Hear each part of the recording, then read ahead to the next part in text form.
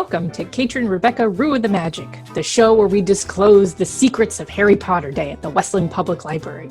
As you can see, we're seamlessly inserted into Hogwarts through the magic of Zoom. And today, because we won't be able to have Harry Potter Day with you guys for a little while, we wanted to share some of the fun secrets that we use to make it so magical. Today's class is wand making with Rebecca.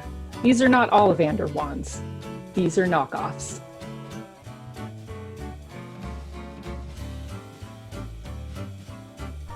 Hi, witches and wizards. It's Rebecca here, and I'm about to ruin the magic for one of our most popular Harry Potter night products. That's right, we're going to show you how we make the wands. You thought they were made by Ollivander? Nope, this guy. Also Caitrin, and sometimes my mom. All right, so get ready, wands up, as we ruin the magic once again.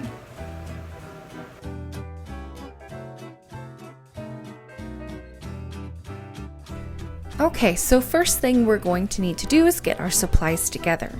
You will need a hot glue gun and glue sticks. The one I have has a high temperature and a low temperature spot. If yours is just one temperature, that's fine. You can do plenty with that. You'll also need chopsticks. Now the ones that we see on the screen are loose. We ordered these from Amazon and they came bulk in a big group. But you can use chopsticks that you bring home from your Chinese restaurant or sushi. Those ones you may have to break apart, and that will be a challenge, but you can cover those over if you don't want to buy chopsticks outright. Next, we have our drying rack. This is actually a test tube holder that we purchased off of Amazon as well. That works great for these wands. Now, if you don't want, again, purchase something like this, you can always use your hairdryer to do a quick dry after done painting the wands, and we'll kind of show you what that looks like as we go.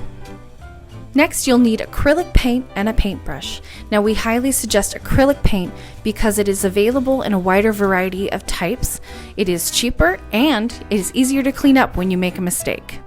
And last, if you want to add a cool finial to the end of your wand to make it fancy, we would suggest that as well.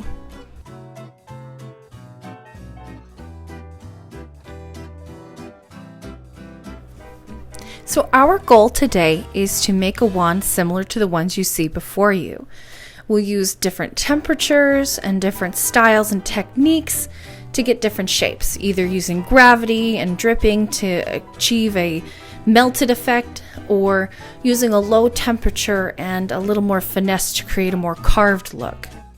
Here's a few examples of the wands we've made in previous Harry Potter days.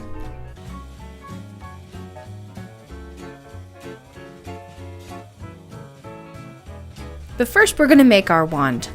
Now we're going to start with the high temperature so that we can get kind of a smooth, drippy look for our first wand. Now you can see from the steam and the fact that I'm already dripping onto the cloth that this is very, very hot glue.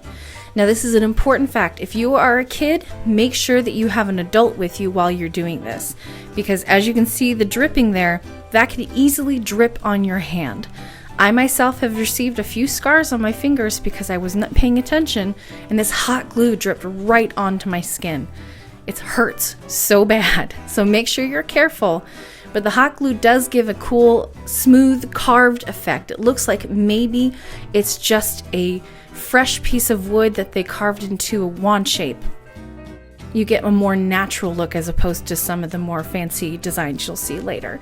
But for this one, you may want to make sure that you keep twisting and turning your wand back and forth and up and down to make sure that the glue never spends too much time in one spot. When it does, it pools and it'll drip and fall. So just keep it moving and you can keep designing. You can kind of see what that one will turn out with compared to the finished product. This is going to be a similar style of wand there. Now we're also going to add to this one kind of a bulbous end like the one you just saw there. That's simply done, although again, you need to use hot glue at a high temperature and you're going to be using a lot of it in one concentrated space. So make sure to be very careful when you do this. Now this part is very important because as you can see, I am moving quickly. I've already dropped a little glue it is very hot and it's all concentrated on that little point. So you really have to keep spinning if you want to get a more spherical shape. Now right now I've got kind of an off, it's not quite a circle, but that is the beauty of this. I love making these wands because almost they never turn out the way that I intend them to look, but they always end up looking kind of cool regardless. So learn to be very adaptable when you are doing this, because it's, unless you are very slow and painstaking and only use low temp, it's usually going to be a surprise how the wand comes out. But looks like we're about getting that end. It's not going to be a perfect circle. It's going to really be more of an imperfect and in some ways natural looking end to this. All right, we have allowed that to cool and dry enough. As long as the wand is not sticky to the touch, it should be able to be set aside and cooled on its own without having to hold it. Now perhaps you want to have that bulbous end without having to make it through glue. I'm going to show you how you can add a finial to the end of a wand and to give it a little extra fancy feel. Now this is one that's already been completed, and I will show you how to put it on. And here is a painted one so you can get a sense of what it looks like after it's all complete. Now the first thing you need to do is order some finials.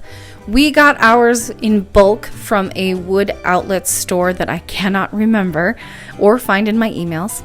But we came in a bag of 50. Probably most of you will not want that many.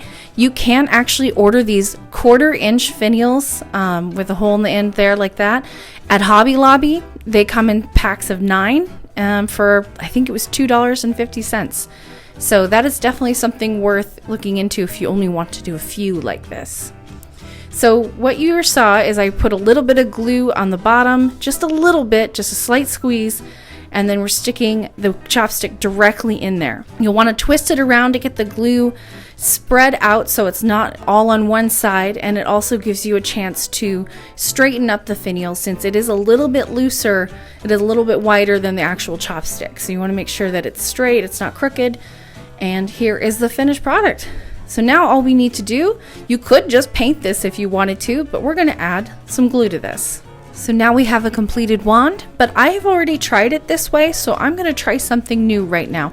I'm going to include glue on top to smooth it out, and we'll see what happens with this.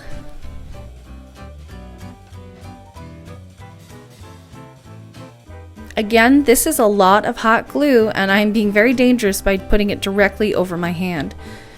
Be more careful than this at home.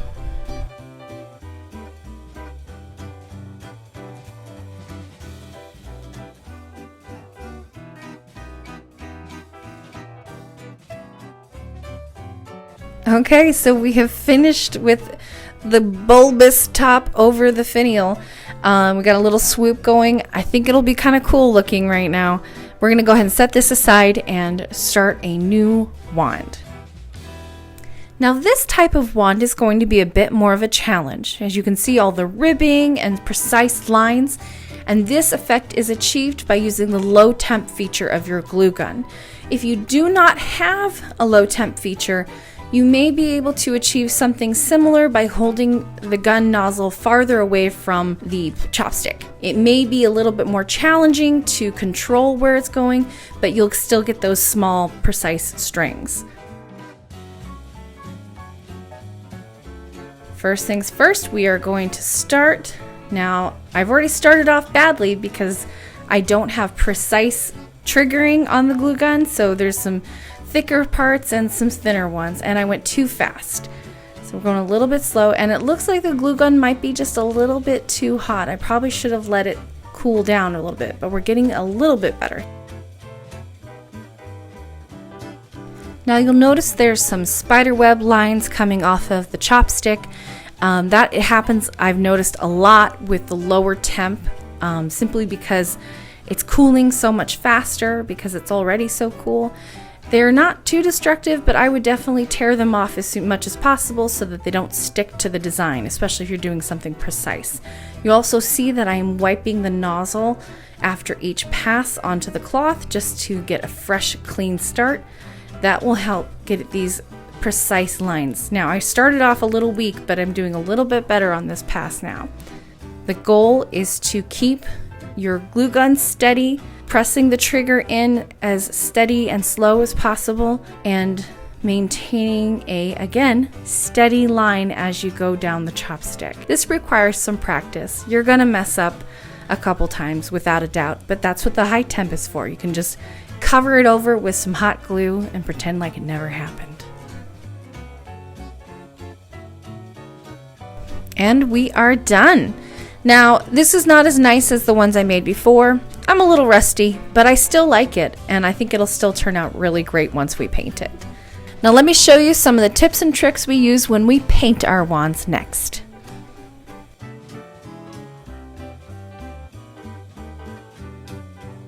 Now there's several different types of paint that we can use for the wands.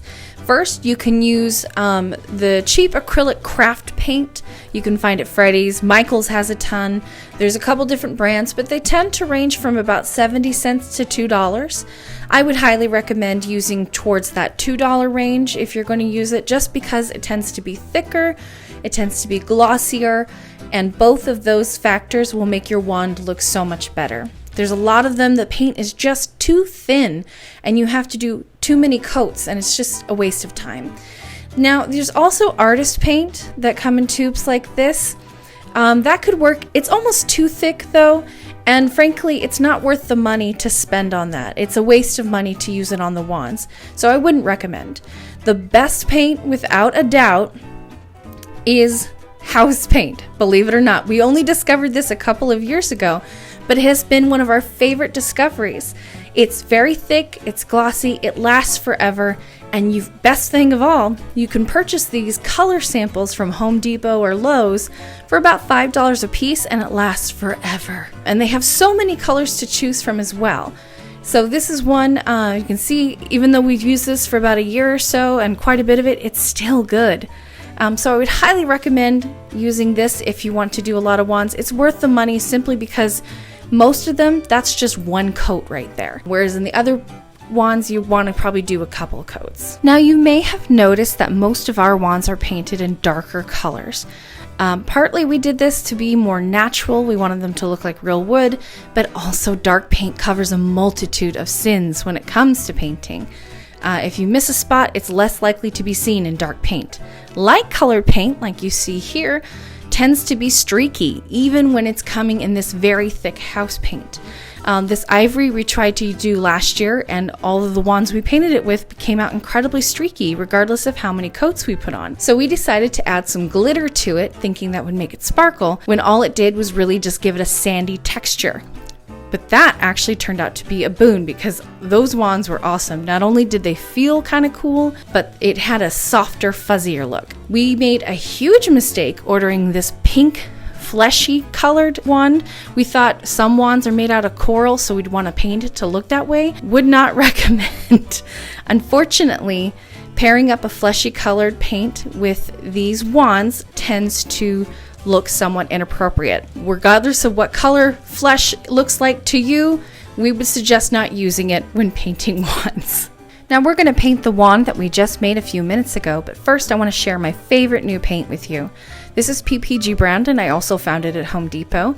It's a gold base, and then there's various metallic colors that you can mix into this. We got this for last year, and clearly we still have plenty left over. What I love about this metallic paint is it has such a subtle sheen to it. It really comes out on the wands. It still makes the wands look somewhat natural, like they might be carved out of wood, but it gives it just that extra oomph. So here we go. Now painting this is not particularly tricky. I think most of you will be able to figure out, but some tips that I want to give you are thus. All of these wands are going to have nooks and crannies, and somehow the paint always hides from them. So not only do you want to make sure to get into all those nooks and crannies with your brush on each take, but most likely after the paint shrinks and pulls in on itself, you're going to need to do a second coat just to cover those holes, even if you thought that you got them the first time. The bare paint that I showed you typically is so thick that even when it shrinks, you're not going to have that issue. But for PPG and the craft paint, you're going to want to do at least 2 coats. I'm being very thorough here. but I guarantee you I will need to do a second coat. And that's also because while the wood of the chopstick sucks in the paint really easily when you are painting, the glue itself is very slippery and does not grab onto it. So even when you think you've covered a surface, once it dries, you're going to notice where you missed it. Now that we're done, we're going to go ahead and set this to dry. I'm going to show you, we have a different kind of drying rack that we've often used for the library. It fits 8 wands perfectly. They have a bit of a lean to them, but it is such a reliable thing. The crazy thing is, it's an empty MakerBot filament roll from our 3D printers at the library. Now these have also come extremely in handy. These, as I said before, are test tube holders that we ordered off Amazon. I believe they came in a pack of 2. This is able to hold a lot of wands in each spot, and they also hold them a lot more upright than our Makerspace wheels do. So you can put in a lot of wands and also keep them from getting a little too much of a drip lean. I would highly suggest this. It's super useful. You can use it to hang up other things too, but definitely for wands if you want to make some in bulk.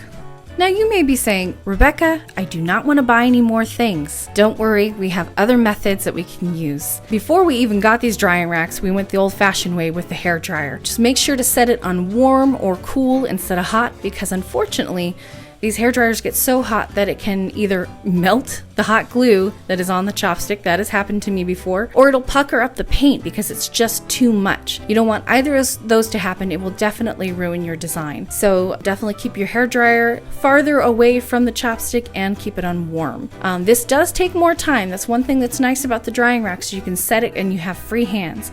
But if you don't want to or can't purchase those, everybody's got a hairdryer, or most people have a hairdryer at least. And this will be a nice, easy way to at least get it so that you can touch it or lay it down and let it cure overnight. Now that is a very important thing to remember. Even if your wand is dry in a couple minutes, you're going to want to let it sit overnight or for even a full day to let that paint really cure. That way you won't get smudges. You'll get all those nooks and crannies that have a little extra paint in them. Give them a chance to dry. You really want to give it some time. So you do want to make these a little bit farther in advance for a party or whatever you're going to be using them for. So set them aside in a faraway place and let them cure, and you will not regret it, I promise you. Okay, it looks like the top half of our wand is mostly dry, so we can flip it around and paint the bottom half. We don't want to leave that blank, so I'm going to quickly paint this. What's nice about this side is, like I said, the chopstick just sucks up the paint. It grabs onto it, it takes it in. There's usually very few streaks, so this part is very easy. Also, when you blow dry it, as we're going to do here for a second, it goes much faster because there's not as much base to worry about, and again, the hot glue is not going to melt on you. Thank you for joining me and for allowing me to share something very near and dear to my heart.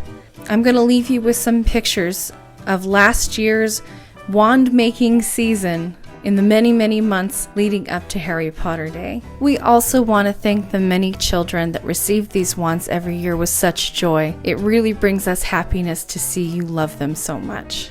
Enjoy making your own wands at home, and don't forget to send us pictures too. You can reach us at WLREF@link.org. We would love to see your handiwork.